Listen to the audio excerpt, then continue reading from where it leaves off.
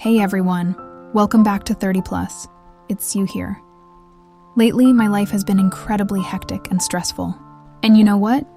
I noticed I've started snapping and taking out my frustrations on my cats at home for no good reason. They aren't doing anything differently. They're just being their usual playful, needy selves. But when you're completely overwhelmed inside, every little normal thing gets magnified. And suddenly it drives you crazy. It all built up to a head this morning.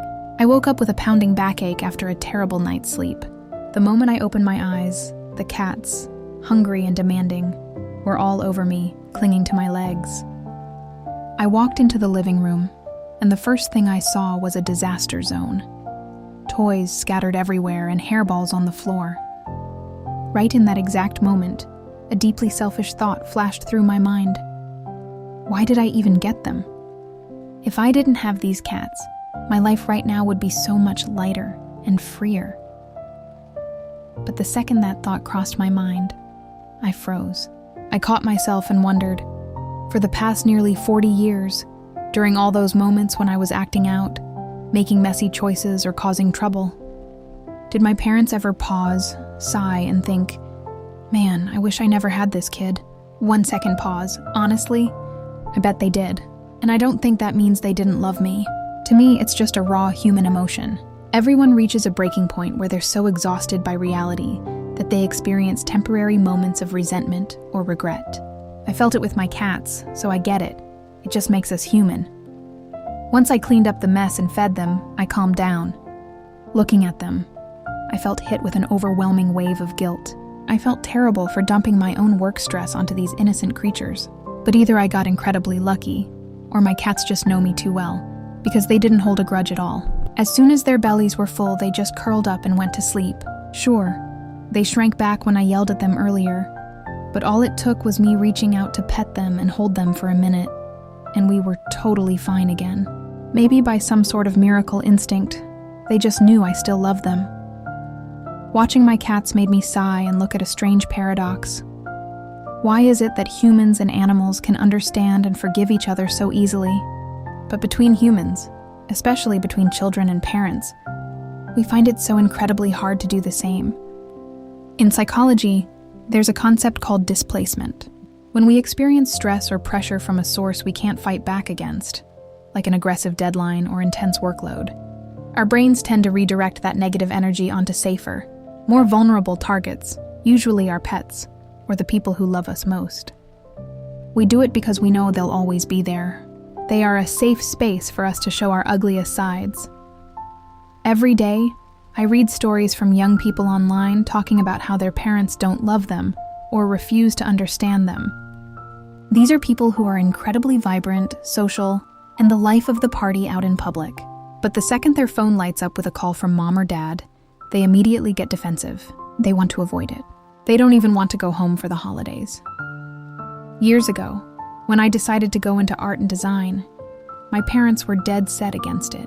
Later on, when I gave up my life abroad to return to Vietnam, even though I worked my tail off and managed to earn a salary that was way above average, I still felt like they never truly acknowledged my success. For a long time, I was just completely checked out. I hated talking to them because I had hardwired this assumption into my brain. They're never going to get it anyway. Talking to them just leads to another fight. It wasn't until I reached a certain point in adulthood, got a few cats of my own, and lived through exhausting days like today that I finally started putting myself in my parents' shoes. I finally realized that back in 2006 in Vietnam, art and design was a completely vague, alien concept. They didn't fight my passion because they hated it. They fought it because they genuinely had no idea how that degree would put food on my table.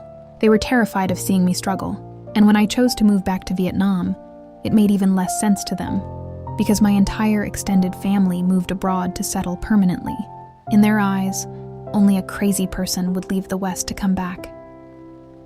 Even when I was making nearly 60 million VND a month, my mom would still sigh and tell me my life felt too unstable, too untethered.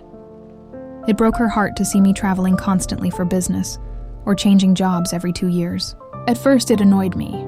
I thought they were just old-fashioned and stubborn.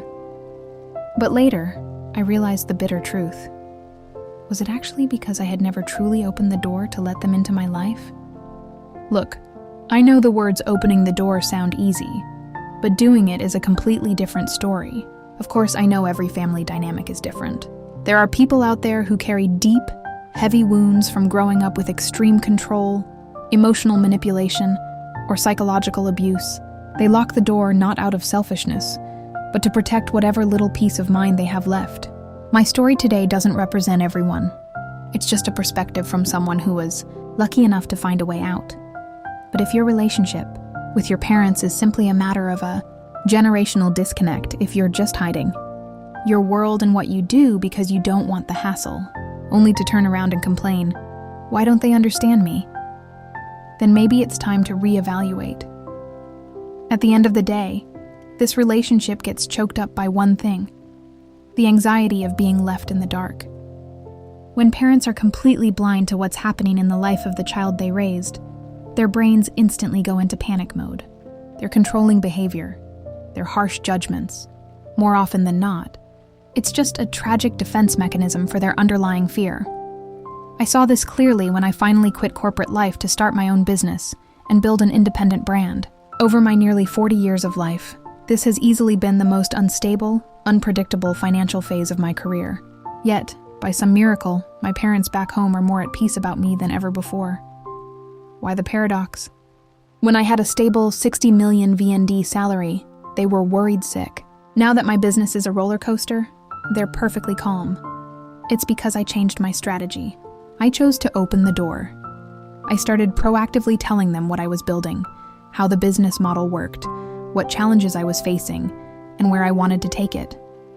Every time my brand hit a small milestone, I texted them a photo. Every time we were featured in the news or on TV, I dropped it in the family group chat. My parents are typical East Asians. They aren't big on showing loud, explosive emotions. They would just view the messages in silence or reply with a brief sentence. I honestly thought they were indifferent. Until one day, I went to my cousin's wedding.